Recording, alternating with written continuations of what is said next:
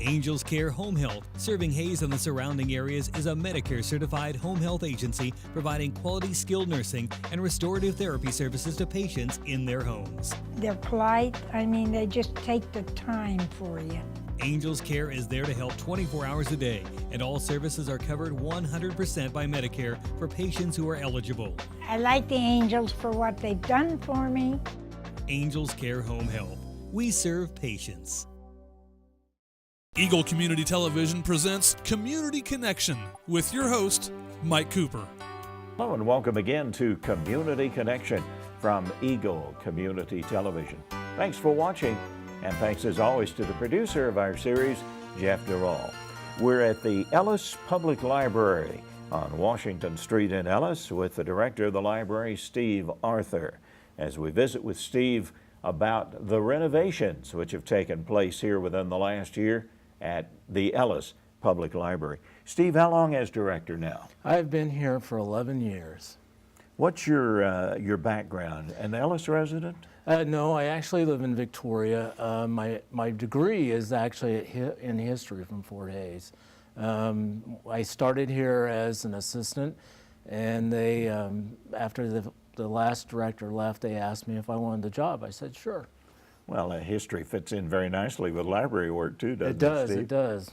And of course, we should mention too that we're going to be revisiting Steve here in the future on a Community Connection, because Steve is a real authority on the Walker Army Air Base, which was a part of this area as well, and we'll get back with Steve on that. But let's talk about the library now. And first of all, in the background, give us the background of this particular piece that we're seeing in the hanging. This project was done by one of the Ellis High School teachers' classes. It was Karen Madorn's class, and they did this as a project.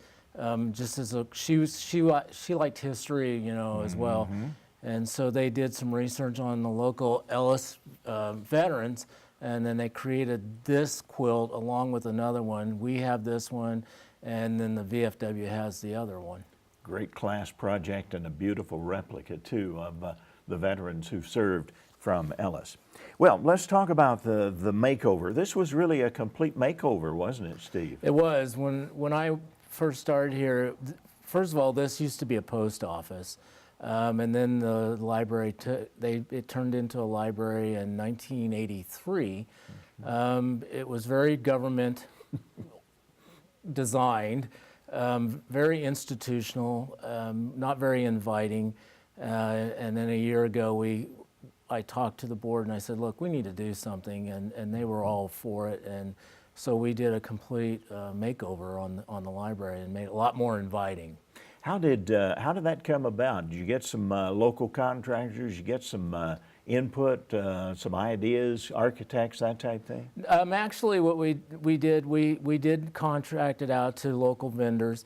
The city council was actually instrumental in allowing us to do this, because they gave us the funding so we could go ahead and do it, which we really appreciated. Well, it certainly opened things up, of course, with the traditional library books and the stacks and such as that, video rentals and things like that, but so much more. Tell us about some of the features that are unique here at the library, Steve. Well, now we're now offering ebooks, and a patron can come in with their device, be it a Kindle or a Nook or whatever, even a phone, and we can set them up with an account, and then they can download electronic books so that they can read them at their leisure, and they can do it either at home or at work. Now, of course, you obviously have the hard copy books, paperbacks and such, but you've also gone into the new technology age, correct. Right, Steve? Part of the charm, I guess, make it more inviting, was that we got rid of the typical computer stations, and we went with all laptops. So now a patron can come in and they can sit wherever they want. You know, they can sit in the big comfy chairs or one of the rockers over there, and they can, do their stuff on the internet. I also understand from several people I've talked to, Steve, that you have a real focus toward children's involvement in the library. I do. I like working with the kids, and the libraries as far as their mission has somewhat changed, you know, that they become more of an educator, you know, so now we set up our programming so we act as sort of a bridge between what the schools can't do because of time or curriculum, and we give them a lot of hands-on experience with some of our programming. And so, yeah, I do kind of focus on the kids. What age groups are you shooting for, Steve? Actually, we start them out, I've had them as young as 4. We seem to lose them after they hit 12. But that initial exposure to reading, to books and such is so important for children's development, isn't it? Oh, absolutely, yeah. I mean, it gives them a bit appreciation, you know, and I think it helps with their learning process considerably. And speaking of the children's emphasis, you were able to expand the children's area considerably, weren't you? We did. Where we put our makerspace, we moved the children's area out into the main part and gave them a lot more room. And now we have a Duplo table, Lego table, and just area for them to be and not be so constrained like they were before. And what's in the makerspace? What's it all about for kids? Makerspace is the magic place. We have all sorts of things back there. We have a 3D printer. We do robotics. So a lot of our classes are collaborative, which we do with K-State Extension. Sometimes we do it with the Ellis Rec. We have rocketry. We teach them how to write code for microprocessors, robotics, and then of course CAD, and then to teach them how to design on CAD, and then they can produce whatever they've designed on the 3D printer. And that 3D printer is in the process now of starting a new project, I understand, that talks about rubber bands. How's that going to work? Well, actually, I was playing around with it yesterday and started printing off these little rubber band racers, you know.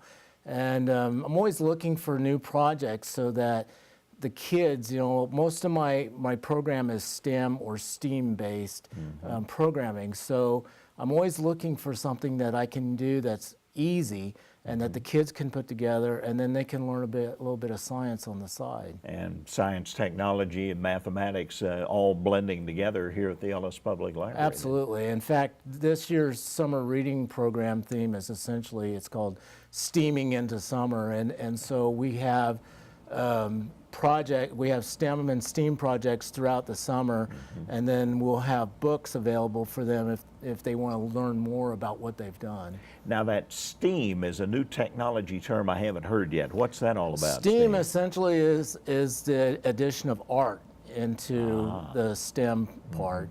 There's a lot of people, and I tend to agree with them, that art makes them more well-rounded. And would certainly blend in well with the function of a library, doesn't it? Yeah, it does. It's perfect. I mean, I think I hit this place at the right time in history. How many libraries do you suppose really have a 3D printer available for people to use? Not very many. They're starting to become a little more frequent, but when we got ours, we were the first one in our library system to have one. Now, in the maker room, you mentioned the printer. You mentioned that's where a lot of these projects and ideas come from. What's your source of ideas and projects for the young people to try, Steve? Somebody asked me that here not too long back. Actually, I don't know. I think it's because I just have a wild imagination, and then I just come up with these little projects. One of the projects I came up with was the Mars rover thing, you know. And essentially, it's a stylized Mars terrain, and then we use that robot to carry out a couple of missions. And that's the reason the robot is sitting here, because I wanted Steve to tell us about this little robot, and then tell us about the Mars terrain, which the robot is involved in. Take us through that, Steve. Okay, this is a Tetrix robot. This is one of 8 that we have. And then we have 3 larger ones. We have this set up so that it has a webcam on it. And then That's, that's this right right there. here. And then there's an Arduino processor on it. This is called a Yun, and it acts as its own Wi-Fi. And so what it does is it feeds the video image into the Yun. The Yun rebroadcasts that over the Wi-Fi onto our Wi-Fi, and then we can, the kid that's running the rover will actually negotiate the terrain by looking at a computer monitor without looking at the terrain. So it gives it a more realistic feel. And to add to that realism, we actually built in a delay on the signal. So it would be like Mars, where there is a 13-minute transmission delay. Ours is a 1.5 seconds, but that 1.5 seconds makes quite a difference. And you can build that into the program We itself. built that into the code so that there would be a delay, and so it wasn't like a Sunday drive across Mars. They actually had to sit there and think it out before they could do whatever it was they wanted to do. So the camera takes the image and puts it here to that unit, and then that sends it to the Wi-Fi of the library, and then they pick that up on the computer screen. Right. And they can actually simulate. And then, in addition to that, you've built this Mars landscape over here. It's a very stylized Mars landscape. There's two missions. One is a Cold War backstory. I like the Cold War era, and the other part is that they have to find evidence of a civilization on Mars. So they have to retrieve objects that I've placed on the terrain, and then they have to take it back to the point of origin. I tried this with the St. Mary's 5th grade class. Nobody passed it, and that was the plan. I wanted them to fail because I want them to realize that this is not easy, and that for the people who actually run the rovers, you know, there's a lot of risk involved. There's a lot of thinking involved, and I had one of the kids that was doing it almost made it. He was 1.5 feet from the finish point, and he dropped his object and couldn't get it picked back up. But the nice thing is that it didn't discourage them. In fact, they came back for more. They wanted to try and beat it.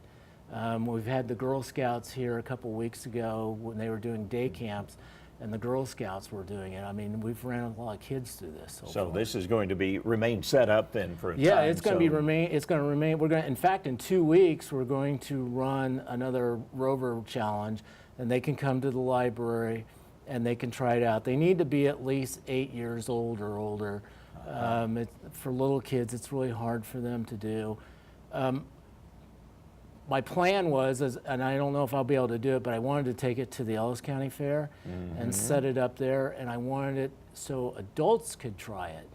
And so they have an understanding of what we're doing here, you know, that it's not just playtime, that it's there's real world application. And a lot of things that have to be considered for a project like Right. this to be successful. Yeah, I want the kids to critically think, you know, when they do this. I've had a few of them that want to be spoon-fed, you know, it's like, nope, I've shown you how to do it, you figure the rest of it out. You would work great in a classroom, a science classroom, believe me, Steve. Steve Arthur, director of the Hayes Public Library. Library have a Facebook page, right? We have 3. If you want to look at them, one of them is Ellis Public Library. The other one is EPL Makerspace, and the third one has to do with our rocketry program, and it's called Big Creek Rocketry. And that will give parents and young people an opportunity to see what programs are coming, dates and things like that. Oh, absolutely. Anytime we have programming, I will post it on, well, at least 2 of them, either the Makerspace and the library. And during rocketry, then I'll post on all 3. Well, Steve, congratulations to the Ellis City Council, to the Yes. library board, to the library director on a beautiful facility here at the Thank you. downtown Ellis location of Washington Street, with Steve Arthur, the director of the newly remodeled and beautiful Ellis Public Library, our community connection.